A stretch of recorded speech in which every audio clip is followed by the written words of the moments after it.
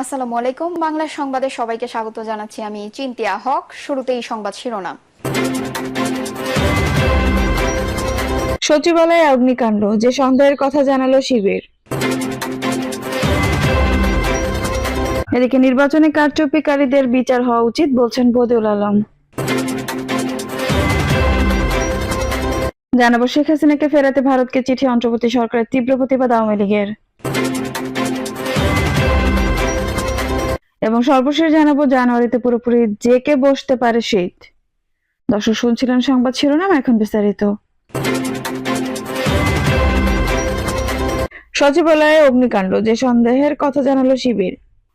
প্রশাসনের প্রাণকেন্দ্রে বাংলাদেশ সচিবালয়ের 7 নম্বর ভবনে আগুনের ঘটনা স্বাভাবিক নয়, বরং একটি পরিকল্পিত ষড়যন্ত্র হতে পারে বলে সন্দেহ প্রকাশ করছে বাংলাদেশ ইসলামী ছাত্র শিবির।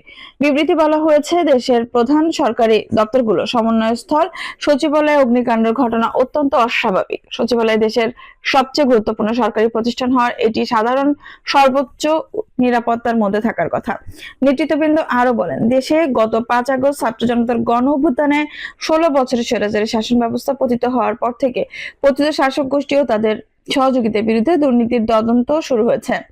হাজার হাজার নিরীহ মানুষকে হত্যা ও দেশের বাইরে বিপুল পরিমাণ অর্থ পাচারের ঘটনা প্রকাশ্যে এসেছে। এখন এই দুর্নীতির দায়ী ব্যক্তিদের বিরুদ্ধে কঠোর ব্যবস্থা গ্রহণের প্রক্রিয়া শুরু হতে না হতেই সচিবালয়ের মতো একটি গুরুত্বপূর্ণ স্থানে অগ্নিকাণ্ডের ঘটনা কি কোনো পরিকল্পিত ষড়যন্ত্রের অংশ, নাকি এর পেছনে অন্য কোনো উদ্দেশ্য রয়েছে, নাকি এটি স্বাভাবিক কোনো ঘটনা, তা খতিয়ে দেখা জরুরি। বিবৃতিতে নেতৃত্ববৃন্দ বলেন, আমরা সরকারের কাছে আহ্বান জানাচ্ছি যাতে দ্রুততম সময়ে এটি সুষ্ঠু তদন্ত কমিটি গঠন করে অগ্নিকাণ্ডের প্রকৃত কারণ উদ্ঘাটন করা হয়। যদি এটি কোনো পরিকল্পিত ঘটনা হয়, তবে দায়ীদের বিরুদ্ধে অতি দ্রুত কঠোর আইনি ব্যবস্থা গ্রহণ করা জরুরি। এই ঘটনার সরকারের সংশ্লিষ্ট দপ্তরের উদাসীনতা ও অসতর্কতা বা সংশ্লিষ্টতা আছে কিনা তা খতিয়ে দেখা দরকার।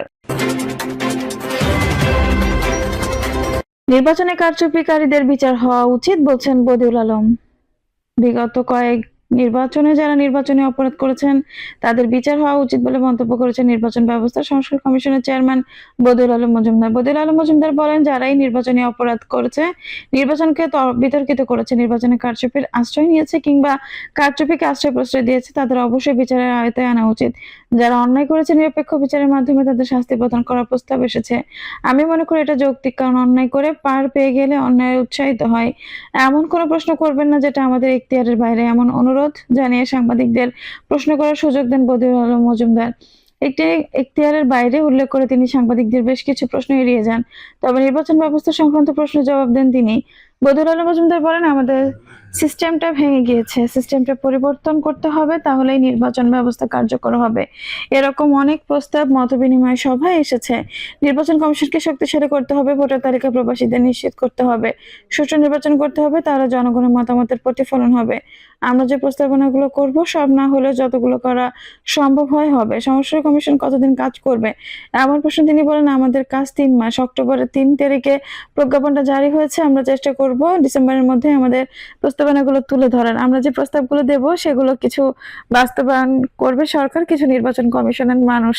ইভিএম প্রসঙ্গে এক প্রশ্ন জবাবে বদিউল আলম মজুমদার বলেন, এটা নিশ্চিত করে বোধ হয় বলা যায় নির্বাচন কমিশনে বলেছে ইভিএম আর হবে না, কারণ এটা দুর্বল যন্ত্র, এটার মাধ্যমে কারচুপি সম্ভব। নির্বাচন ব্যবস্থার কোনো যন্ত্র ব্যবহার করতে হলে রাজনৈতিক ঐকমত্য দরকার, সেটা ছিল না। শুধু তাই নয়, ইভিএম এর কেনার ব্যাপারে কারিগরি উপদেষ্টা কমিটির যিনি প্রধান ছিলেন জামিলুর রেজা চৌধুরী, তিনিও এটাতে দ্বিমত পোষণ করেছেন। সেটা উপেক্ষা করেই কেনা হয়েছিল, এবার এটা হবে না নিশ্চিত করে বলতে চাই। এ পর্যন্ত কি ধরনের সংস্কার প্রস্তাব আসছে জানতে চাইলে তিনি বলেন, অনেক অনেক প্রস্তাব আসছে, সারাদিন লাগবে বলতে গেলে। নির্বাচন কমিশনকে নিরপেক্ষ করা, নির্বাচন কমিশনকে কার্যকর ক্ষমতায়ন করা, রাষ্ট্রপতি নির্বাচন, রাজনৈতিক দলের নিবন্ধন নির্বাচনী অপরাধ, নারীর প্রতিনিধিত্ব আচরণবিধি, গণমাধ্যমের আচরণবিধি, সবগুলো হলো আমাদের এখতিয়ারের অন্তর্ভুক্ত। এই নিয়ে আমরা আলোচনা করি, মতামত শুনি এবং এসব নিয়েই সুপারিশ করব। নির্বাচন কবে হতে পারে, সাংবাদিকদের এমন প্রশ্ন জবাবে তিনি বলেন, আমাদের কাজটা সেটা বলা না। এই কমিশনের কাজ নির্বাচনের দিনক্ষণ নির্ধারণ করা না।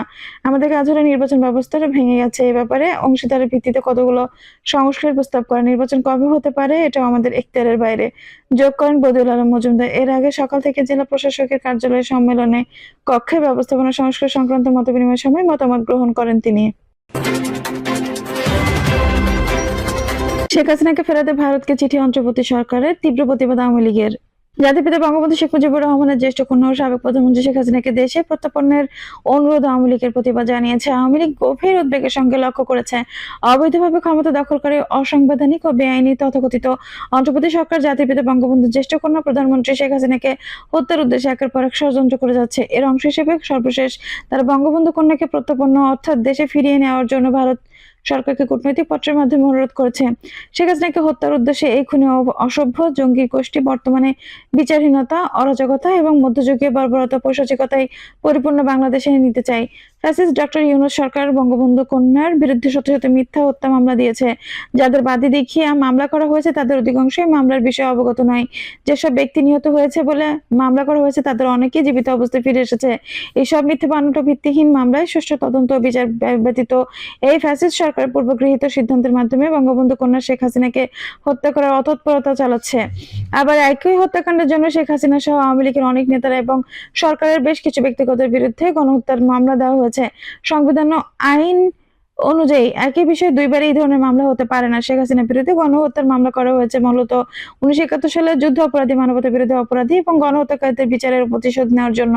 কারণ শেখ হাসিনার নেতৃত্বে আওয়ামী লীগ সরকারের সময় এই বিচার সম্পন্ন হয়েছিল। তারা বিচারের নামে ম্যাটিকুলাস ডিজাইনের অংশ হিসেবে শেখ হাসিনাকে হত্যা করতে চায়। অসাংবিধানিক ও অবৈধতা তথাকথিত অন্তর্বর্তী সরকারের উপদেষ্টা নাহিদ সহ সরকারের দায়িত্বশীল ব্যক্তিরা ইতিমধ্যে প্রকাশ্যে ঘোষণা করেছে যে তারা শেখ হাসিনাকে ফাঁসিতে ঝুলিয়ে হত্যা করবে। আওয়ামী লীগ মনে করে জাতি হিসেবে একটি আমাদের জন্য অত্যন্ত লজ্জাজনক ও বেদনাদায়ক যে স্বাধীনতার বিরোধী, যুদ্ধাপরাধী এবং চিহ্নিত সন্ত্রাসীদের দেখে স্বাধীনতা বিরোধী, যুদ্ধাপরাধী এবং চিহ্নিত সন্ত্রাসীদের দেশে ফিরিয়ে এনে বিচারের লক্ষ্যে বঙ্গবন্ধু কন্যা শেখ হাসিনার উদ্যোগে 2013 সালে ভারতের সঙ্গে বাংলাদেশের প্রত্যর্পণ চুক্তি স্বাক্ষরিত হয়। অথচ আছে অপরাধীদের পক্ষের শক্তি বঙ্গবন্ধু শেখ হাসিনাকে প্রহসনমূলক বিচারের মাধ্যমে হত্যার উদ্দেশ্যে এই প্রত্যর্পণ চুক্তির মাধ্যমে দেশে ফিরিয়ে আনতে চায়। এটি একটি জাতির জন্য অত্যন্ত দুর্ভাগ্যজনক ও কলঙ্কযুক্ত ঘটনা। আওয়ামী লীগ মনে করে অসাংবিধানিক ও অবৈধ তথাকথিত অন্তর্বর্তী সরকার এই প্রত্যর্পণ অনুরোধে দুই দেশের মধ্যে সম্পাদিত এক্সট্রাডিশন ট্রিটির লক্ষ্যে কোনো গুরুত্বপূর্ণ বহন করে না। কারণ রাজনৈতিক কারণে মিথ্যা ও অসত্য মামলার বিষয়গুলো এই চুক্তির আয়তায় পড়ে না। তাছাড়া ন্যায় বিচার না পাওয়ার আশঙ্কা থাকলে এই চুক্তি প্রযোজ্য হয় না। আজ সারা পৃথিবী জানে বাংলাদেশে আইনের শাসন বা ন্যায় বিচার নেই। এই অপশক্তি জুলাই, আগস্ট এবং পরবর্তীতে দেশে ব্যাপক গণহত্যা চালিয়েছে।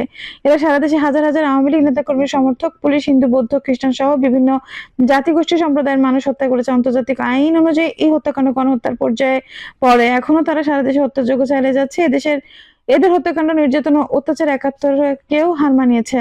এদের কেউ প্রতিরোধ করছে না, কেউ বিচার করছে না। অবিলম্বে এদের গণহত্যাতে অভিযুক্তদের বিচারের আওতায় আনা উচিত। এদের বিচার না করে শেখ হাসিনা ও আওয়ামী লীগের নেতাদেরকে বিচারের নামে হত্যা করে বাংলাদেশের মুক্তিযুদ্ধের পক্ষে শক্তিকে নির্মূলের পায়তারা করা হচ্ছে। বাংলাদেশে বিরোধী এই অপশক্তি দেশকে সম্পূর্ণরূপে ধ্বংস করার জন্য বঙ্গবন্ধু কন্যা শেখ হাসিনা ও আওয়ামী লীগকে ঘায়েল করতে চায়। এই অশুভ শক্তি দেশ ধ্বংসের প্রতিটি কাজ করে যাচ্ছে। দেশ রক্ষার জন্য আজ দেশের প্রতিটি মানুষকে এগিয়ে আসতে হবে। মানবতা দেশ বিরোধী অপশক্তিকে আমাদের প্রতিরোধ করতে হবে। এই যুদ্ধে আমরা জয় ব্যতীত অন্য কোনো বিকল্প নয়।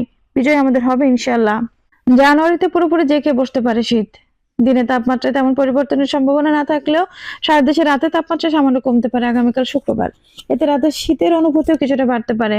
আবহাওয়াবিদরা বলছেন ডিসেম্বরের শেষ 2-3 দিনে রাতের তাপমাত্রা খানিকটা কমতে পারে। এই সময় বিক্ষিপ্তভাবে কিছু অঞ্চলের শৈত্যপ্রবাহ পরিস্থিতিও থাকতে পারে। দর্শক, এই ছিল এখনকার সর্বশেষ সংবাদ। নিউজটি ভালো লাগলে অবশ্যই একটা লাইক দিন, কমেন্টে আপনার মূল্যবান মতামত জানান। সবসময় আমাদের পাশে থাকতে সাবস্ক্রাইব করে বেল বাটনটি অন করে রাখুন। ধন্যবাদ।